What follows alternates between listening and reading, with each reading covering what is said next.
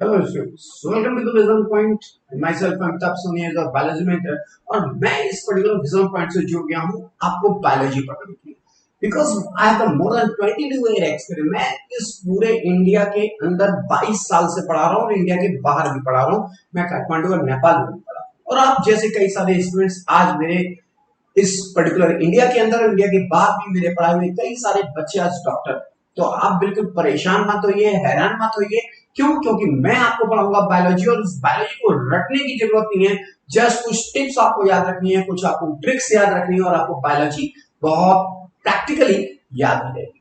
तो बिल्कुल परेशान नहीं होंगे क्योंकि मैं आपको इस पर्टिकुलर प्लेटफॉर्म पे विजुअल पॉइंट पे पढ़ाऊंगा बायोलॉजी। तो हम लोग बात करते हैं कि वैसे तो पूरे टॉपिक को मैं यहाँ कंप्लीट नहीं कर सकता, लेकिन कुछ इंपॉर्टेंट क्वेश्चंस हैं। 3 क्वेश्चंस को विद द हेल्प ऑफ एक फ्लो चार्ट से कैसे मैं आपको डिलीवर कर सकता हूँ उस ऑफलाइन लेक्चर्स के थ्रू, उसको मैं इस वीडियोस के थ्रू आपको बताने की कोशिश कर रहा हूँ। ओके, तो हम लोग यहाँ बात कर रहे हैं उस पर्टिकुलर टॉपिक की जिसको हम लोग बोलते हैं सेंट्रल डोग्मा। क्या बोलते हैं? Central dogma. ये जो सेंट्रल डोग्मा है बेसिकली ये सेंट्रल डोग्मा कहना चाहिए ये 12th एनसीईआरटी ये कहना चाहिए 12th बायो का पार्ट है बेसिकली। और ये जो 12th बायो में एक वर्ड आता है जिसको बोलते हैं सेंट्रल डोग्मा। इसमें 3 इंपॉर्टेंट प्रोसेस होते हैं, है ना। अगर हम लोग बात करें थोड़ा सा इसके हट के बात करें तो डीएनए और आरएनए ये 2 डिफरेंट टाइप के जेनेटिक मटेरियल होते हैं ना। हमारी बॉडी में जो भी लिविंग ऑर्गेनिज्म होगा उसकी बॉडी के अंदर जो जेनेटिक मटेरियल होंगे, जो जेनेटिक मटेरियल होंगे वो कितने होंगे? 2 टाइप के होंगे, चाहे वो प्लांट हो या एनिमल हो। या तो डीएनए होगा और या फिर आरएनए होगा, मतलब डीऑक्सीराइबोन्यूक्लिक एसिड होगा या राइबोन्यूक्लिक एसिड होगा। यही तो होते हैं जेनेटिक मटेरियल। लेकिन ये जो सेंट्रल डोग्मा है, ये सेंट्रल डोग्मा क्या है इसके बारे में हम लोग यहाँ डिस्कस करेंगे। तो एक और मैं छोटी सी बात बताऊंगा कि ये जो डीएनए इस डीएनए के अंदर 2 डिफरेंट टाइप की प्रॉपर्टीज होती है। 2 डिफरेंट टाइप की प्रॉपर्टीज होती है। एक वो जिसको बोलते हैं ऑटो कैटालिटिक प्रॉपर्टी। क्या बोलते हैं इसको? हम लोग बोलते हैं ऑटो कैटालिटिक प्रॉपर्टी। और एक होती है वो जिसको हम लोग बोलते हैं हेट्रो कैटालिटिक प्रॉपर्टी। ये 2 डिफरेंट टाइप की प्रॉपर्टी होती है डीएनए के अंदर।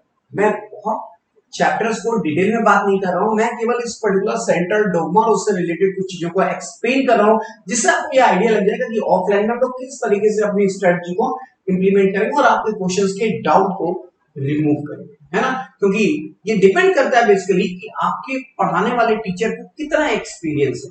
अगर आप मेरे एक्सपीरियंस की बात करें तो मैंने स्टार्टिंग अपना इस पर्टिकुलर कैरियर को स्टार्ट किया था मास्टरमाइंड क्लासेस से, जो ग्वालियर एमपी का वेल नोन ब्रांड इंस्टीट्यूट था उस टाइम। उसके बाद मैंने ज्वाइन किया ओईएस जो न्यू दिल्ली का इंस्टीट्यूट है, नाउअडेज वो भी एग्जिस्ट कर रहा है। और उसके बाद मैंने ज्वाइन किया था आकाश इंस्टीट्यूट, जो आकाश आज आकाश बाइजूस के नाम से है। मैं उस पर्टिकुलर प्लेटफॉर्म पे more than 5 to 6 years work कर चुका हूं। इसके अलावा मैंने और भी कई सारे ब्रांड इंस्टीट्यूट में वर्क किया, लाइक रेजोनेंस, लाइक चैतन्य और भी कई सारे। तो यहाँ पे मैं यहाँ बात करने जा रहा हूँ अपने बारे में। मुझे बात नहीं करनी है, मैं आपको बस ये बताना चाहता हूँ कि जो एक्सपीरियंस टीचर होंगे वो आपको बहुत कुछ ट्रिकी तरीके से, कुछ इंपॉर्टेंट स्ट्रैटेजी की वे से आपको इस बायो को याद कराने की कोशिश करें, है ना। शायद मेरी बात आपको यहाँ समझ में आ रही होगी और इस पर्टिकुलर चैप्टर को मैं कंप्लीट नहीं कर रहा हूँ, इस छोटी सी हेडिंग को बस मैं एक्सप्लेन करने की यहाँ पे कोशिश कर रहा हूँ। तो हमें यहाँ बात कर रहे हैं कि ये जो सेंट्रल डोग्मा है, ये सेंट्रल डोग्मा में अगर डीएनए से डीएनए का फॉर्मेशन होता है तो इसको क्या बोलते हैं, और अगर ये डीएनए से आरएनए का फॉर्मेशन होता है तो इसको क्या बोलते हैं, है ना। और इस आरएनए से प्रोटीन की सिंथेसिस होती है, क्या बनता है? प्रोटीन। तो इसको क्या बोलते हैं? अब अगर आपके एग्जाम में आ जाए what is the central dogma, तो आपको एक लाइन में लिखना है ना। सेंट्रल डोग्मा का मतलब, central dogma that is a replication, transcription and translation. Central dogma में डीएनए से डीएनए के फॉर्मेशन को क्या बोलते हैं? रेप्लिकेशन। इसको बोलते हैं डुप्लीकेशन। डुप्लीकेशन मतलब 1 से 2, डुप्लीकेट करना, 1 से 2 बनना। तो क्या बनेगा? डीएनए से डीएनए का फॉर्मेशन। इसको क्या बोलते हैं? Auto catalytic property. ये ऑटो कैटालिटिक प्रॉपर्टी क्या है? रेप्लिकेशन। मतलब रेप्लिकेशन आपकी ऑटो कैटेलिटिक प्रॉपर्टी का पार्ट हो गया। दूसरी चीज कि अगर इस डीएनए से आरएनए का फॉर्मेशन होगा, इस डीएनए से आरएनए का फॉर्मेशन होगा, इसको हम लोग बोलते हैं ट्रांसक्रिप्शन। क्या बोलते हैं? ट्रांसक्रिप्शन बोलते हैं। तो ट्रांसक्रिप्शन की अगर बात करें तो ट्रांसक्रिप्शन जो है वो सेल साइकिल